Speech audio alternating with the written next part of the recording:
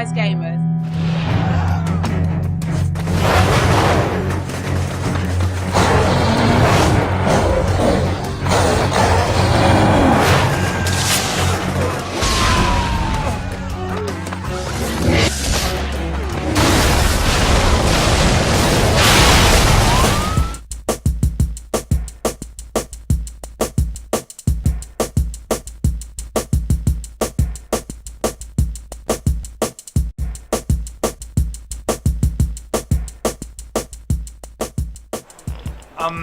You know, we knew that we wanted to be a small team at the beginning of inFamous 1, and so we made decisions that would let a small team create many different types of things in the city. We knew we wanted to make a big city, Empire City, with a relatively small team, and for inFamous 2, we've stayed pretty much the same size, and so we kind of came up with a lot of tricks. The city is laid out in hexagon shapes. If you kind of looked at it from above, you can kind of see it in some of the roads, and that lets us kind of build the city out of Lego pieces and make and kind of put pieces, lots of different things in, so we don't have to make every single part of the city from scratch.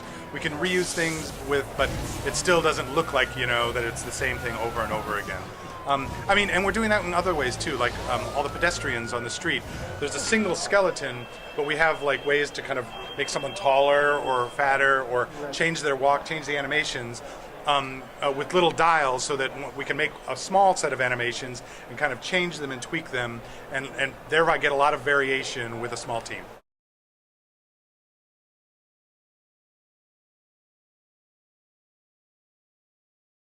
Well, when we made the Sly series on the PlayStation 2, and the first Sly took us 3 years to finish, but then we knew a little bit about the PlayStation 2, and the second Sly took us 2 years, and the final Sly only took us a year. And so we're kind of coming up on that same time frame for the inFamous series. We know a little bit about the PlayStation 3. When we started inFamous, we didn't know anything. I mean, we were learning about the PlayStation 3 from nothing, but now we know a lot about it. We're using basically the same tools to create inFamous 2, and so we have mostly the same team of people who all kind of know how the tools work, and so we're letting them really get creatively. They can kind of be very much creative. They have a lot of, they're not just learning how to use things, they already know how to use it, so it's kind of like an instrument, you know. At first you figure out the chords, and now we feel like the team knows how to play real music using the tools that we've made. So it's all a learning process, and we're really happy with the amount of progress we've been able to make. Absolutely.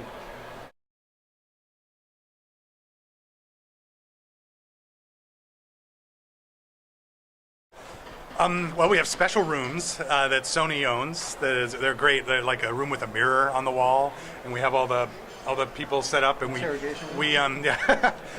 they play. We videotape the players. We videotape what they're playing, but we also videotape their reactions, so we can watch both of those, and we keep audio tape of what they're saying. But inside the game, we also record everything that happens. Every time they shoot, every time they climb, every time they kill somebody, every time they get killed, we record all that data. And then we look at it, and we look at it in a timeline, and we say, okay, how long did it take someone to get from this point of a mission to the end of a mission? Like, we want people to make progress at a steady pace, so we don't want them to die all the time. If we have a recording of where everyone died, and we see that everyone's dying in one spot, maybe we need to change that spot. Maybe there's a bad guy who can, you know, shoot at you unfairly. And so we collect a lot of data, but we also record everything that happens with the players, and we have them fill out a form. Like, we have them, you know, evaluate the game, and then we have them talk about it, and we record all of that. And so it's a lot of information, you know, just out of one focus group session, 2 days. You know, we'll look at that data for weeks afterwards, you know, to make decisions. And basically we want both, you know, we want everyone to be able to have a good time playing the game, even if you're high skilled or low skilled. We want everyone to be able to make progress and have fun.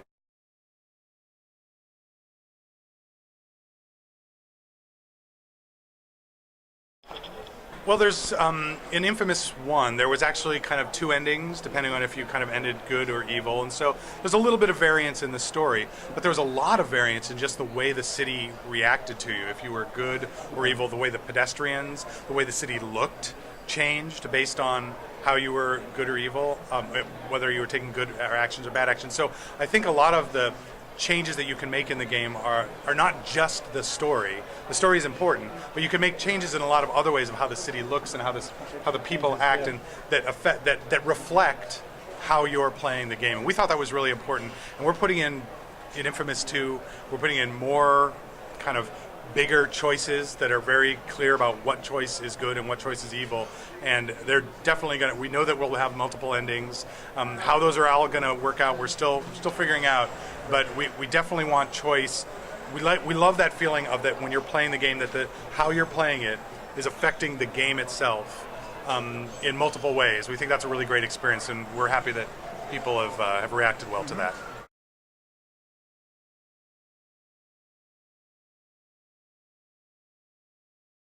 In inFamous 1, Cole changed.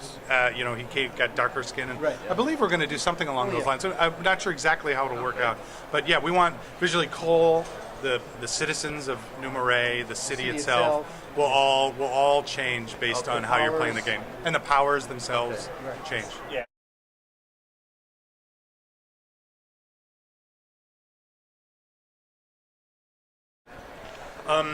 In inFamous 1, water on the ground could be used to electrify other people. So that was a fun little thing when you discovered it, because we didn't actually point it out. In inFamous 2, we have Cole has this new thing called the amp. You see it on his back.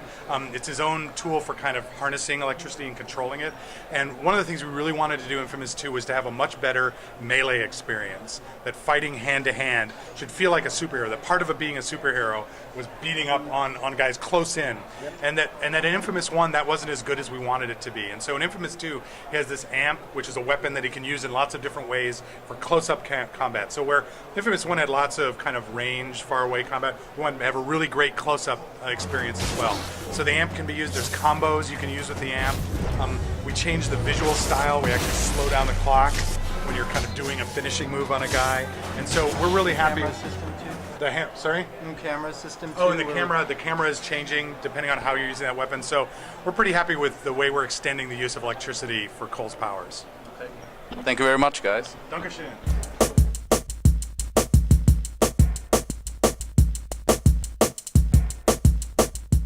Wise Gamers.